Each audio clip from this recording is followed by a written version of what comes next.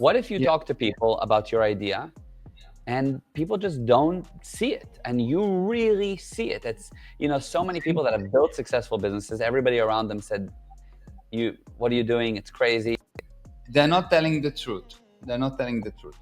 There were few that told them that it's not correct, but what actually happened, they improved the way of presentation.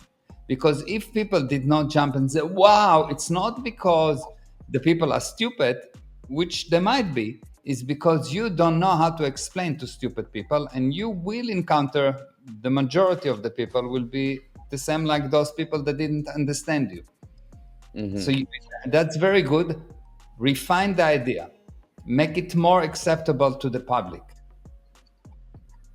So it's refining the idea, but it's also refine how you present it. Learn to sell the idea. Refine the idea. You don't necessarily have to change it, but you need to refine it in the way how you present it.